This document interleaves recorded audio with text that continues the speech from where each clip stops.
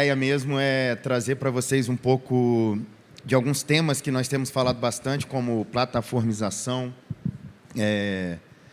e como que eu faço composibilidade. Esse é um tema que o Gartner está aqui, ele tem falado bastante, e é uma tradução livre que nós temos feito. Obrigado, pessoal, valeu.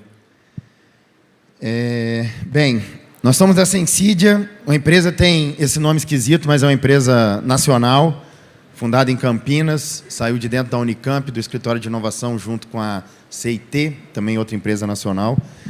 Nós somos uma empresa focada em integração. A única coisa que a Sensidia faz é integração. Então, nós temos uma plataforma de integração moderna e nós temos serviços profissionais, consultoria, que ajuda exatamente dentro desses objetivos. Tá? Uma notícia que nos traz bastante orgulho é, talvez, a única empresa abaixo da linha do Equador a figurar dentro desse relatório, mas fomos anunciados como líderes pelo Forrester, dentro do que a gente faz, que é Full Life Cycle API Management. Então, assim, um baita orgulho, né? Fazendo tecnologia nacional e sendo reconhecido por isso. Em primeira mão, isso acabou de sair, deve ter umas 2, 3 semanas, e como é bom de falar, né? A gente já traz logo no início para apresentar para todo mundo. A Sensidia tem hoje mais de 850 colaboradores, nós temos mais de 200 clientes, dos quais uns 180 ou mais aqui no Brasil, que é o nosso foco. Começamos a nossa internacionalização em 2019. Ano passado, a Sensidia recebeu um fundo de Venture Capital, demos um go-to-market mais forte para Estados Unidos, para México, para EMEA, e a gente segue trabalhando dentro do Brasil, obviamente, mas também levando o que nós temos para fora, porque a gente sabe que nós temos uma solução interessantíssima, né?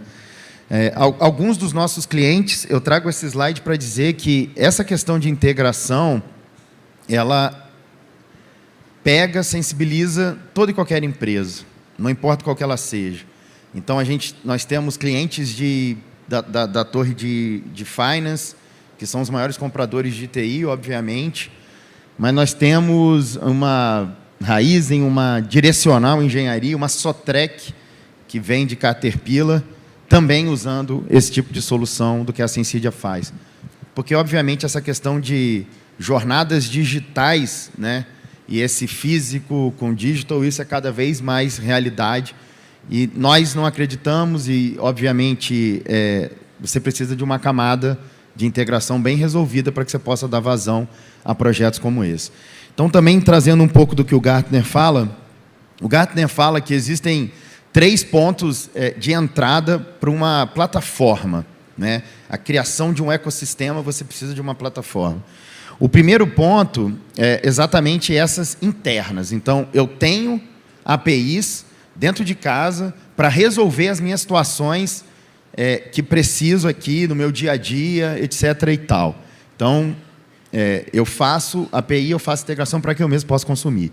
A segunda são as restritas. Então, você tem Marketplace, que é um parceiro controlado, sempre tem um contrato jurídico atrelado a isso. E a última são as APIs públicas, né? Literalmente, cara, quem quiser pode usar. Eu disponibilizo as minhas APIs para isso tudo.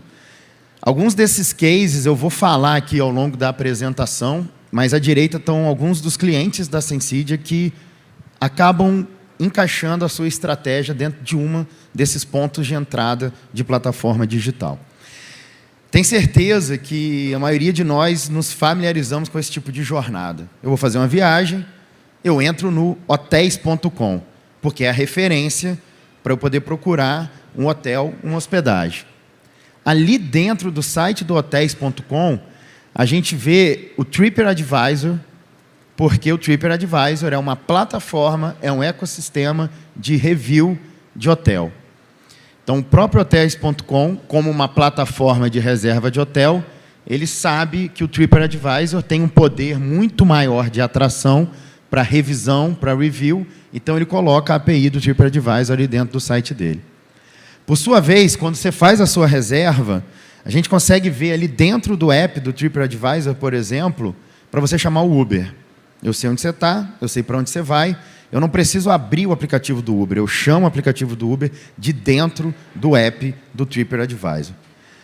E quando eu estou aqui, no caso para os americanos, né, quem voa lá, né, eu também consigo chamar de dentro do app da United a API do Uber, está rodando ali, e eu chamo o Uber dali de dentro.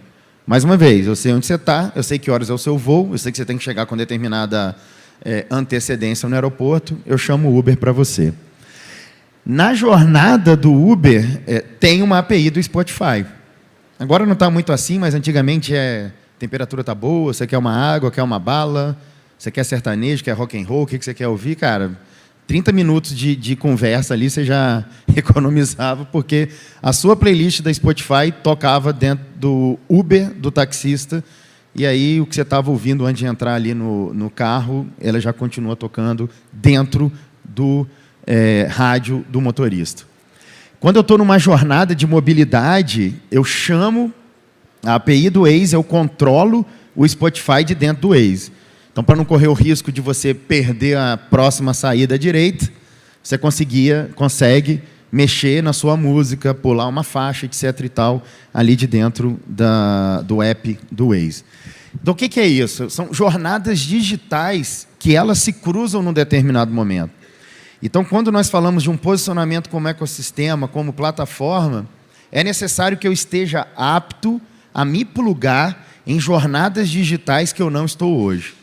Eu estou trazendo um exemplo que é comum para todos. Então, assim, tenho certeza que alguns de vocês já se identificaram com várias jornadas que em algum momento se cruzaram dentro da realidade de vocês e que, se você não está apto com APIs, né, preparadas para você poder se conectar, você perde esse ponto, né? Nós temos um cliente de benefício que ele tinha um legado que não escalava, principalmente porque ele queria se conectar. Benefícios de alimentação, né? De ticket de refeição.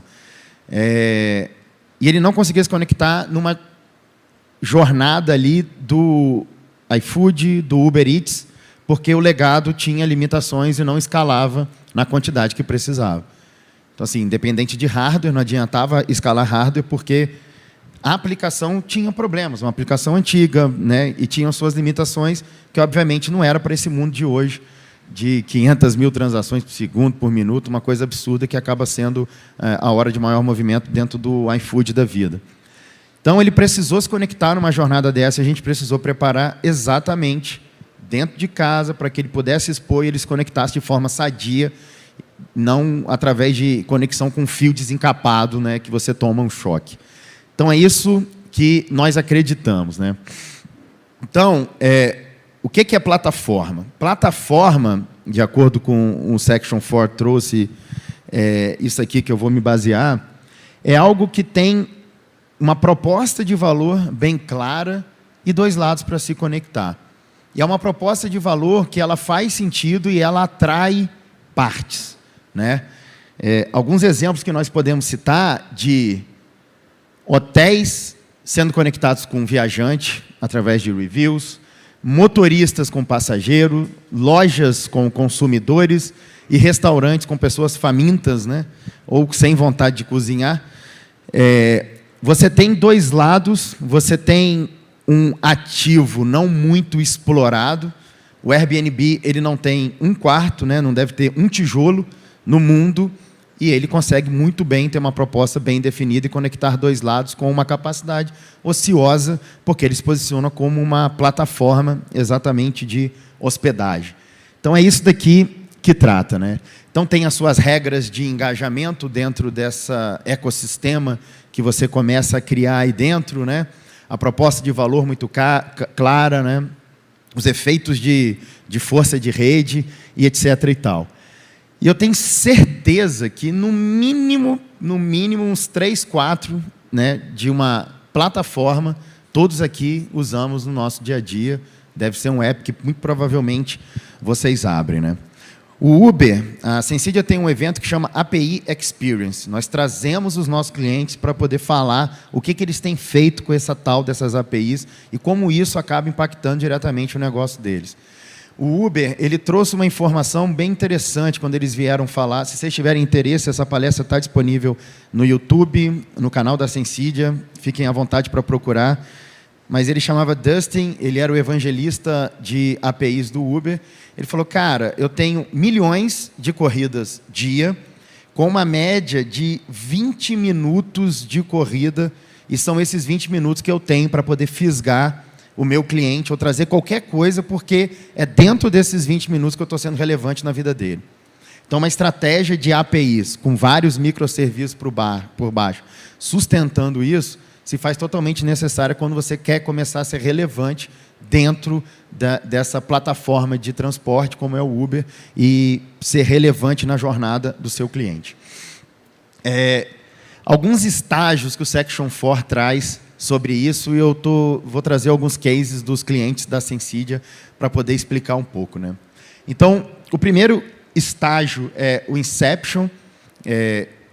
Que ele fala, né? Identifica qual que é o ponto-chave de dor, né? A gente sempre fala que uma API, API First, é uma estratégia que você não pega o seu legado e expõe ele de uma maneira mais bonita, né?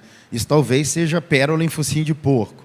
Mas cara, qual que é a jornada de negócio que eu, viabilizando melhor o que eu tenho dentro de casa, eu consigo expor isso e facilitar para que ela possa acontecer de uma maneira mais fluida. Então, majoritariamente, você tem que sair, você tem que ir no negócio, você tem que entender qual é o comportamento e trazer para dentro exatamente o que é isso, né? Nós temos um case interessante do Banco Topázio. O Banco Topázio digamos ali, o grupo era dono da GetNet, vendeu para o Santander, era dono da Ticket, vendeu para a Edenred. Mas o Banco Topázio, quando nós chegamos lá, eles tinham alguns serviços dentro de casa, um banco muito voltado para B2B, e eles começaram a ver uma jornada em que eles não estavam, em que eles podiam estar, porque não compete com eles e traz um poder de plataforma interessante. Então, o que o Banco Topázio começou a fazer? Ele se posicionou, ele expôs APIs e disponibilizou isso dentro de um portal do desenvolvedor, que o cara entrava, consultava, lia a documentação, fazia um tryout, já sabia o que ele tinha que mandar, já baixava o SDK, começava a desenvolver. Ele falou, cara, tem uma quantidade razoável de fintechs que eles estão ali focando em alguma dor para resolver algum problema do cliente deles, e eles vão precisar de alguém como eu para poder sustentar e fazer com que tudo isso seja compliance, né? Então, eu já tenho aqui com o Banco Central, eu já tenho todo aquilo que o setor me permite, eu vou abrir uma API e deixar essa galera usar do jeito que eles quiserem, e eles me pagam um ticket em cima disso. Assim, uma baita sacada. Eu lembro que, no primeiro ano, eles tinham algumas metas de empréstimo, e o marco era tipo 1 bilhão emprestado. O primeiro ano eles bateram em setembro, o segundo ano eles bateram em março, e o número de invocações e de tudo aquilo que ele começa a ser relevante em outros lugares que ele nem imaginava estar, foi muito grande. Então, essa foi exatamente a proposta de valor. Eles saíram de 120 para 65 mil transações ali dentro do banco como um todo, quando eles começam a digitalizar e abrir para essa parte, tá? Quando eu sigo para escala, né, qual lado que eu começo a engajar primeiro? Estou falando para vocês que o conceito de plataforma tem uma proposta de valor muito bem definida para que atraia dois lados. Nós temos um cliente que é a AMI Digital, e a AMI Digital, quando ela surgiu no mercado, ela dava cashbacks altíssimos, né? Que qualquer um que visse aquilo ali, eu cheguei a ter 70% de cashback num produto que eu comprei. Obviamente que não se sustenta aquilo ali, mas ela estava exatamente fazendo o quê? Eu vou atrair o máximo de CPFs para dentro da plataforma, para que eu possa ter uma relevância grande, e aí eu começo a atrair o outro lado. Então, hoje, a AMI, como cliente da Sensidia, ano passado, acho que final do ano passado, um dos lugares que você pode pagar com a AMI Digital é no Carrefour, né? Então, ela começou a usar obviamente que ela é do grupo B2W, Lojas Americanas, tudo isso dentro de casa. Ela tem uma quantidade X de CPF e ela começa a usar isso e ela começa a se posicionar como uma wallet. Então, exatamente um dos lados começa a crescer e aí você consegue emplacar, né, o seu produto. E muitas das vezes queimando dinheiro mesmo, injetando liquidez, como foi o caso da AMI Digital. O terceiro passo, que é a monetização, a gente percebe vários serviços dentro dessa que você vai ajustando de acordo com o seu negócio ou, eventualmente, de acordo com o que você vai aprendendo. Eu falei aqui do Banco Topázio, ele deixava aberto e você pagava por transação, né? Mas, em alguns momentos, eles chegaram a pensar, cara, eu me posiciono como? Eu vou fazer um pacote mínimo, eu vou continuar deixando aberto, tipo, cara, você não precisa ter X mil transações por mês aqui comigo. Se você quiser ter só uma, você me paga só essa uma. Então, isso tudo, você vai começando a ajustar, entendendo e aprendendo ali com o que o seu negócio tem. Outras iniciativas que, por exemplo, seguindo esse exemplo do Topázio fez, eles disponibilizaram um white label para que algumas instituições que quisessem entrar e testar esse modelo, pudesse ter uma cara ali de um app, de algumas coisas que eles queriam fazer, que o Banco Topázio já tinha visto que eram coisas mais relevantes, eles foram desenvolver um front para já deixar pronto, para que alguns pudessem testar, ver se valia a pena ali aquela conexão, o banco, mais uma vez, interessado em usa o que eu tenho aqui, câmbio, empréstimo, etc. e tal, mas são coisas que eu tenho que fazer para poder trazer o cliente para dentro. Então, essa questão desses modelos, né, de receita, ele pode ser de várias formas, né? E aí a gente vê, o Gympass tem o seu modelo, o Spotify começa como free, mas daqui a pouco ele te cobra se você quiser uma música online, offline, perdão, ou não, e aí ele vai mudando e moldando o seu conceito. A Netshoes é um cliente da Sensidia, e a Netshoes ela tem um marketplace, né? E ela decide que tipo de conexão que ela faz. O que a Netshoes fala? Cara, tênis, eu não trago um parceiro para vender no meu marketplace, porque tênis eu vendo direto, obviamente a minha margem é muito maior. Mas nós temos outros clientes nossos que também têm marketplace, que eles já falam, cara, linha branca, a margem é muito pequena, uma logística complicadíssima, eu não vendo mais. Eu vendo através do meu marketplace e etc. e tal. Então, você começa a atrair, você começa a escolher como é que é a sua relação, né?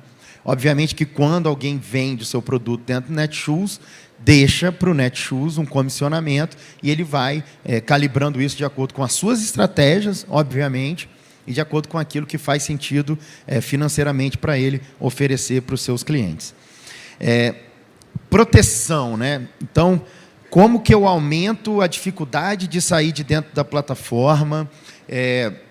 Como é que eu evito que eu seja desintermediado, né? Eu acho que o tempo todo tem isso, né? Pô, o varejo entrega o meu produto, mas eu, como, sei lá, uma empresa, eu gostaria de entregar direto ali. Eu não queria ter que passar pelo Carrefour, pelo Extra, ou sei lá qual outro, Mufato, né, que é daqui, tem a sede ali. Eu não posso entregar direto o meu produto, então, obviamente, como é que eu evito que eu seja desintermediado? A gente viu alguns movimentos, principalmente na pandemia, de da noite para o dia os supermercados precisando criar o seu digital para que as vendas acontecessem ali e que ele não perdesse relevância. O Mercado Livre se posicionou exatamente desse modelo, né? E a gente viu bastante coisa por aí. Nós temos um caso interessante da Cangu. A Cangu, ela faz a última milha da entrega, né? E o Mercado Livre, inclusive, são cliente da Sensidia, botou uma grana ali. E qual que é a ideia ali? Cara, eu tenho a minha relevância de venda de produtos, eu continuo sendo marketplace relevante como Mercado Livre, mas eu começo a ter a ponta da entrega de uma maneira que ninguém tem. E a Cangu, ela pega pequenos varejistas e faz com que eles sejam a entrega de produtos, né? Então, você entra dentro da plataforma, você se cadastra, você recebe para fazer a entrega desses produtos pelo Mercado Livre. Então, quem compra em determinadas localidades, você consegue escolher receber em casa ou pegar no Mercado Livre. Não existe a loja do Mercado Livre, né? Mas é uma série de parceiros que começa a colocar exatamente para poder sustentar essa capilaridade, né? E poder aumentar a dificuldade de sair. cara, é interessante eu comprar por aqui porque eu tenho uma flexibilidade, etc. e tal, muito grande. E é muito melhor também, às vezes, vender por ali, porque o Mercado Livre me entrega isso. Então, essas são estratégias de proteção. A Aliança Sonai é uma grande rede de shopping center e eles têm um case bem legal. Eles fizeram um primeiro projeto conosco, eles integraram conhecendo a jornada do cliente dentro do shopping center. Cara, zona de calor, né? Aonde ele passa mais, em qual vitrine o cara parou mais tempo. Eles conseguem medir várias dessas coisas, principalmente quando você acessa o Wi-Fi ali deles. E outra coisa que eles fizeram é Uber Eats, iFood. Seguinte, todo pedido que acontecer aqui nas redondezas de um raio de, não sei se eram 3 ou 5 quilômetros, de uma unidade de shopping minha, eu gostaria que você priorizasse o meu, sei lá, Subway, que tem aqui dentro na praça de alimentação, para que ele fizesse a entrega e a motinho viesse aqui buscar o lanche dele aqui, né? Então, essa é a grande jogada de shopping, né? Ele tem que ser relevante para os condôminos ali dele, dar e trazer público. Existem várias lojas âncoras que estão dentro de shopping exatamente porque elas atraem público, cinema, etc. e tal. São todas estratégias. Mas também tem uma estratégia de, cara, condômino, eu estou sendo relevante para vocês. Também no Uber Eats, eu fiz esse acordo, eu combinei, e nesse raio aqui de 5 quilômetros, 3, eu não lembro qual a sua loja vai ser priorizada dentro da plataforma. Então, como é que eu me conecto nessa jornada digital se eu não tenho APIs prontas para isso? Então, um case bem interessante que nós fizemos também com a Aliança Sonai, que está aqui dentro do nosso portfólio, digamos assim. E o último ponto é exatamente a questão de expansão, né? Como que eu ofereço a segunda coisa que o meu cliente quer? Então, beleza, o Uber Eats está reduzindo, né, saindo aqui do Brasil, mas é um exemplo interessante, porque enquanto Uber, eu estou levando o Adilson para casa ou para o hotel, e Adilson, você já não quer, vai demorar 10 minutos para você chegar no seu hotel, se você pedir um lanche, que dado o horário, você deve estar com fome, você chega no hotel, o lanche já está lá te esperando na porta, você já faz o seu check-in e come, né?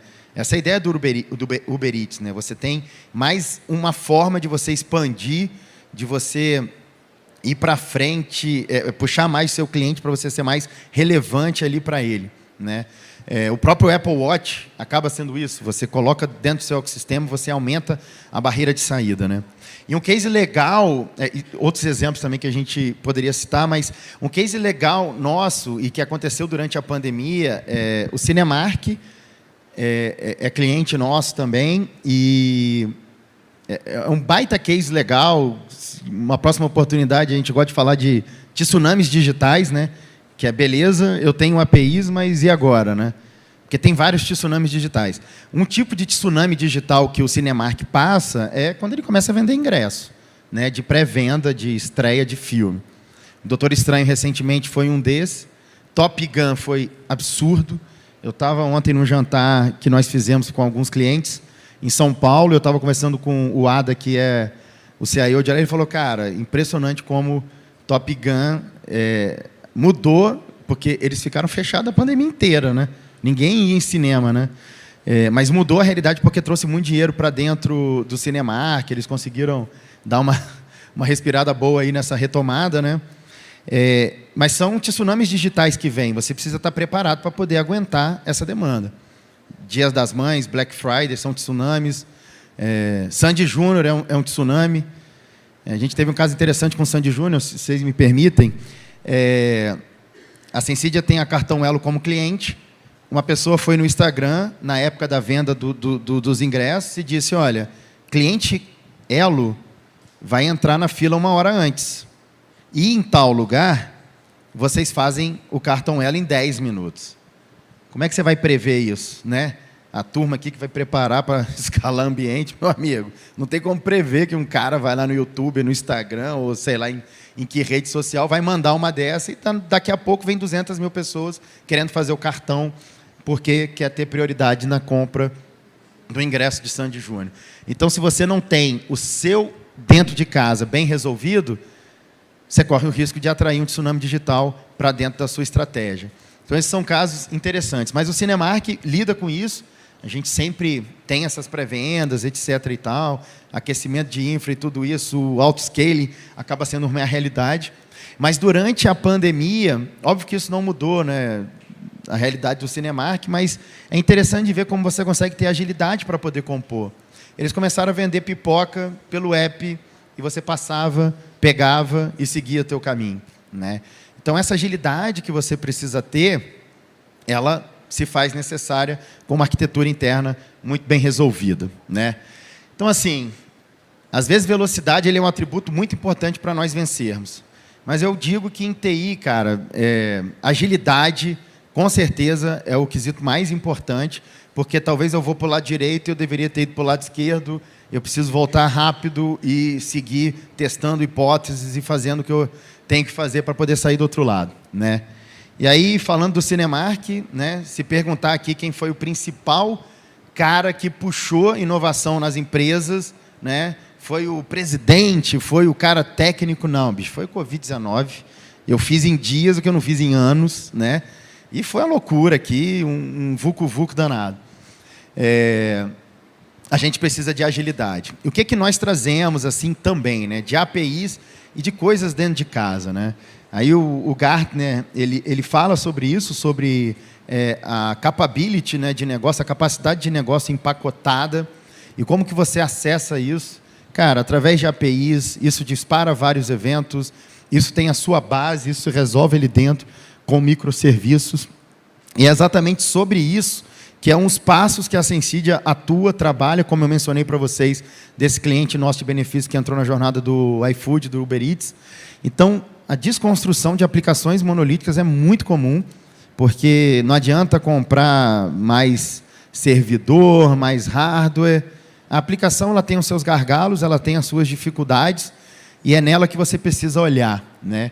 E a gente trabalha dentro dessa construção ou desconstrução de retirada de capacidades de negócio que estão ali no monolítico e trazer para essa questão, por exemplo, aqui de microserviço e dessas capacidades de negócio empacotada que tragam e que não sejam algo que te deixe exposto, mas seja algo que te faz escalar de maneira sustentável, né?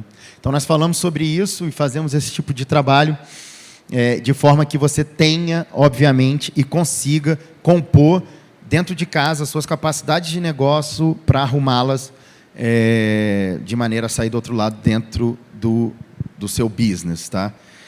A API é onde a plataforma digital e o ecossistema se encontram.